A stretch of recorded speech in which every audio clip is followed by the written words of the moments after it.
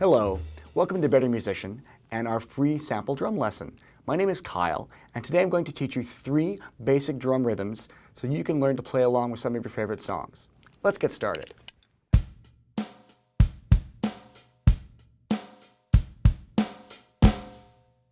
The most important part of understanding how to play these beats is understanding how to count the rhythms that you're going to play.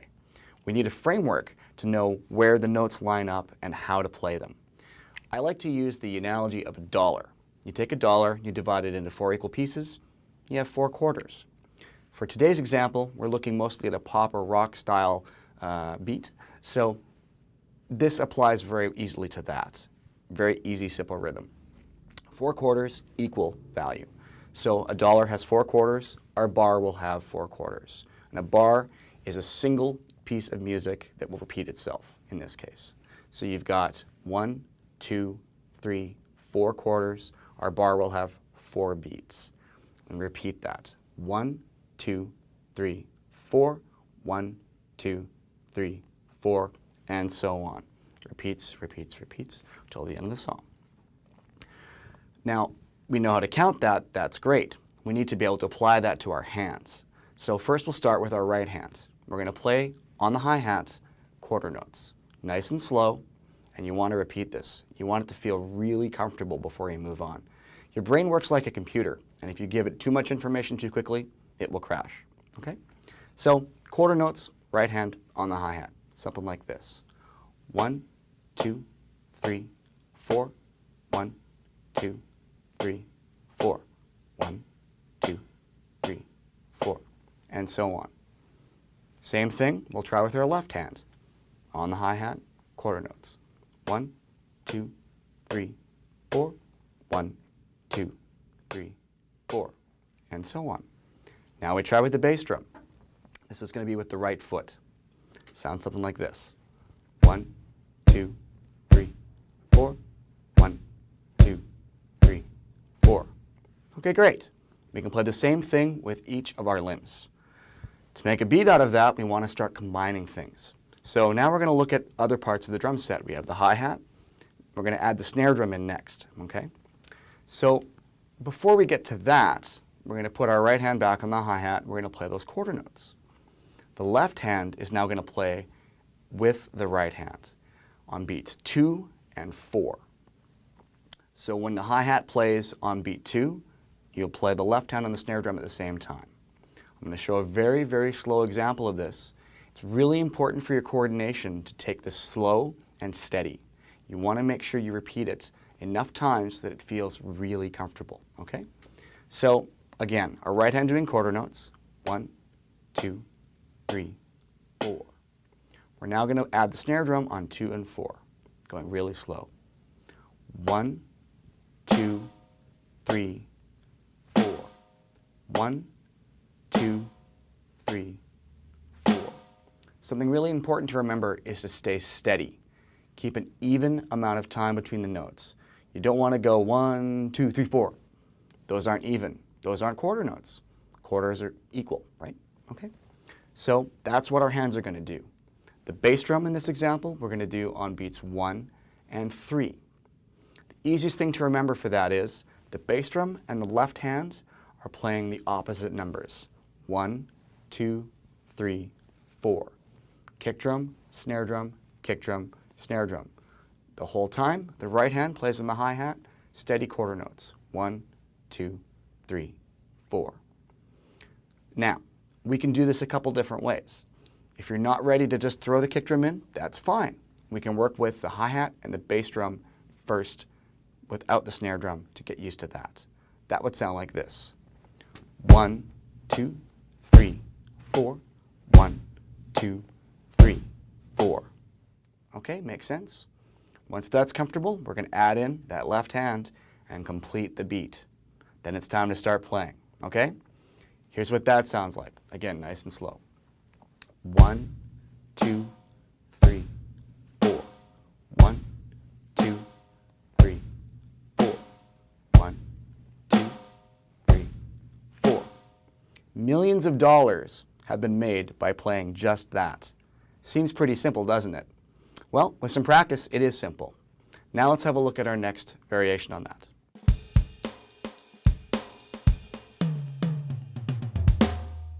Okay, I'm sure you've all mastered your quarter note beat. That's great. Now we're going to add a variation to that. It's going to involve changing our rhythm slightly, and that's the most important thing. We were working with quarter notes before, 1, 2, 3, 4. What we need to do now is divide each of those beats into half. So instead of having 4 quarters, we're going to have 8 eighth notes. 8 eighth notes. Makes sense, right? So I like to use a fruit analogy for that. Quarter notes, pair, pair, pair, pair. 4 pairs. Eighth notes would sound like this. Apple, apple, apple, apple. Make sense? Okay. The way we would count that, instead of 1, 2, 3, 4, we add the word and in between, evenly between each quarter note. 1 and 2 and 3 and 4 and. If you add up the numbers and the ands, you have 8 notes. So where does that variation come into play with our beat? Mr. Hi-Hat, right hand, okay? So before we did quarter notes, 1, 2, 3, 4. Now we're going to do eighth notes. So because the notes are smaller, there's twice as many of them, makes them twice as fast. So go slow. Nice and steady wins the race. Sounds like this. 1 and 2 and 3 and 4 and 1 and 2 and 3 and 4 and. Makes sense? Good. That's the only thing we're going to change from our original beat. So now we have to put that together with the snare drum and the bass drum. Again, nice and slow, sounds like this. 1 and 2 and 3 and 4 and 1 and 2 and 3 and 4 and. I know what you're thinking. That sounds familiar. Yep, it's probably the most recorded drum beat in history. AC/DC's Back in Black? That's it. That's exactly what it is.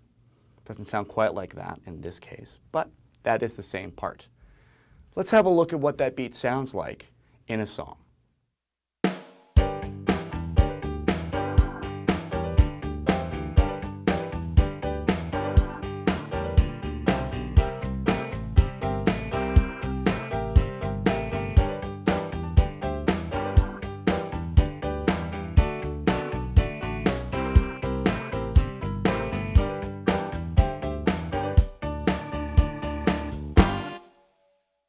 So far today, we've learned about quarter notes and learned a quarter note groove. We've learned about eighth notes, and we've added that to our groove. It sounds like this.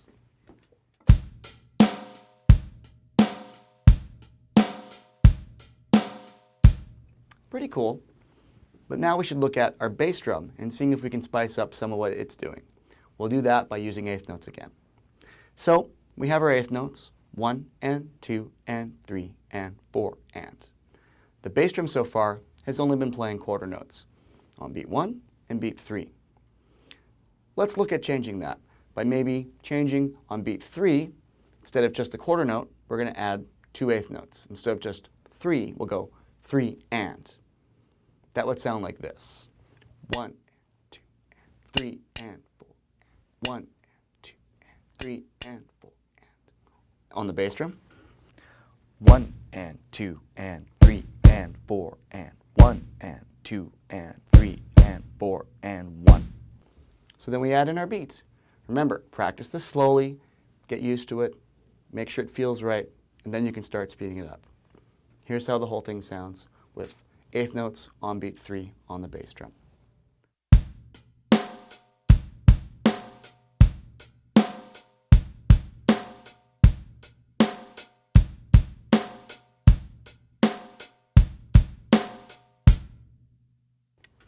That's one variation. Let's try a different one.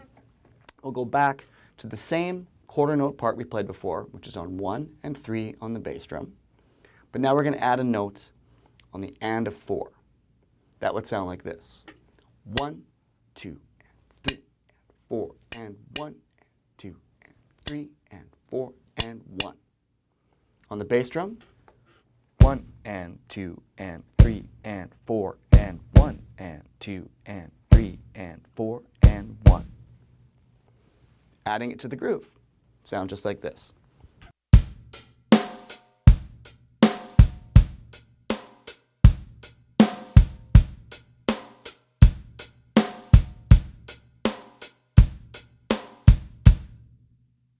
Okay, so now let's check out those two different variations with the bass drum and the eighth notes in a song.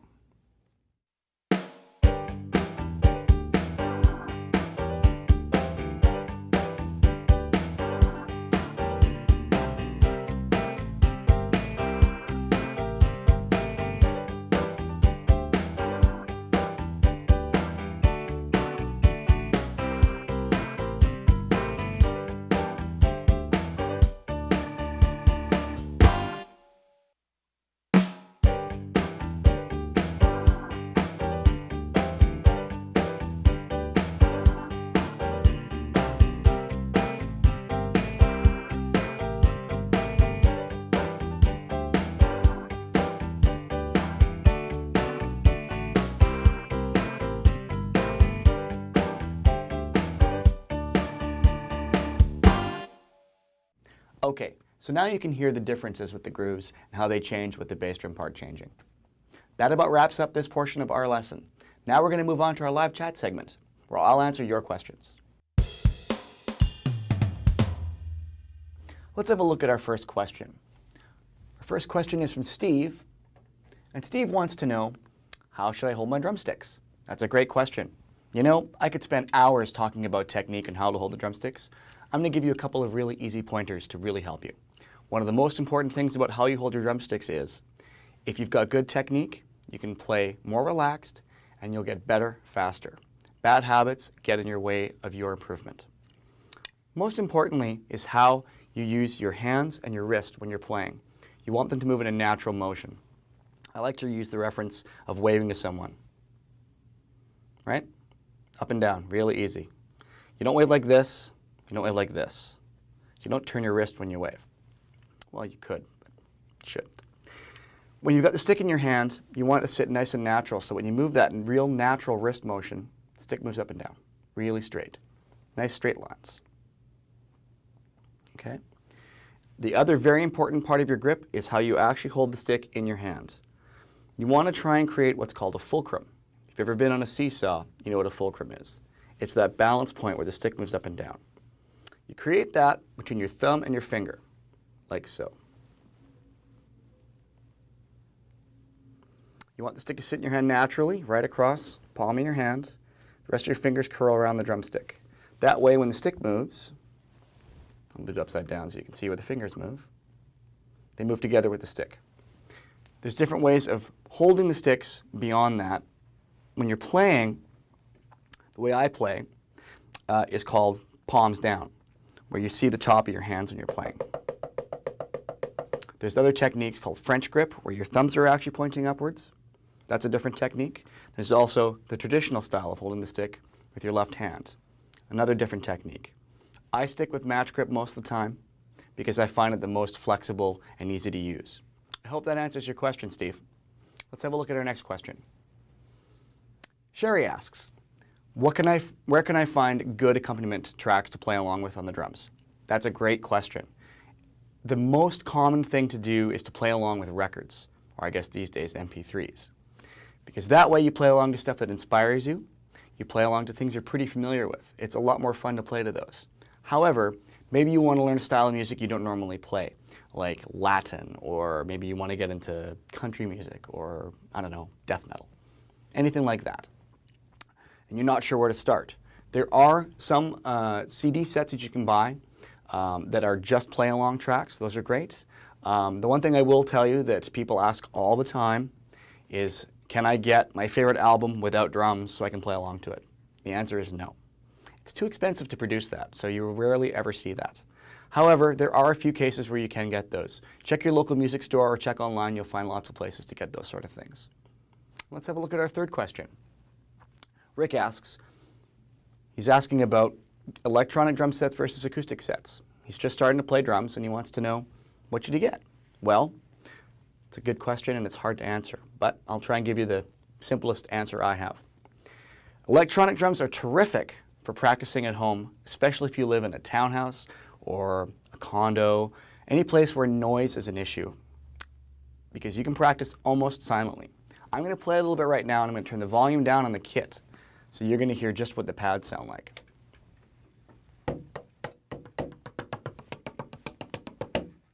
It's pretty quiet. I could probably read a book in the next room and I wouldn't even notice that. But check this out. If I had my headphones on, and you have the chance to hearing this through your computer right now, I'm going to slowly bring up the volume. You can hear what the kit sounds like when you're playing it to you.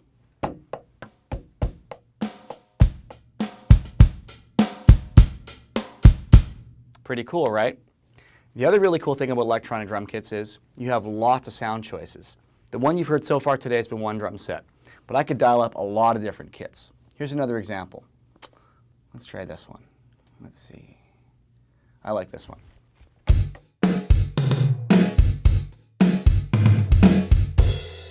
Or maybe something a little different.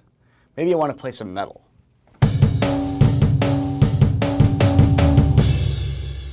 It's all at your fingertips. Now, it's not the same as playing an acoustic drum set. The feel is different. Even the most expensive electronic kit doesn't feel like an acoustic drum set. They are different instruments in that sense. But they're both great to learn on. There's no problem learning on electronic drum sets. If you get older and better at it and you practice a lot, you might find you want to get into an acoustic drum set. Absolutely. If you've got a place to practice, that's great. One other thing I want to talk about with acoustic drum sets is because they're loud, people go, well, I don't want that at home. You can get practice pads that cover the drum sets, so it's virtually silent. You can practice at home with those on the drum set. If you have an opportunity to take the pads off and play loudly, like maybe when your parents go out, great, take them off, play, it's great. So that about covers what I would say between electronics and acoustic drum sets. They're both great, both have their advantages and disadvantages. My advice is to get one, either way. Well, that about wraps up our sample drum lesson. Thanks for checking out Better Musician, and we'll see you again next time in the class.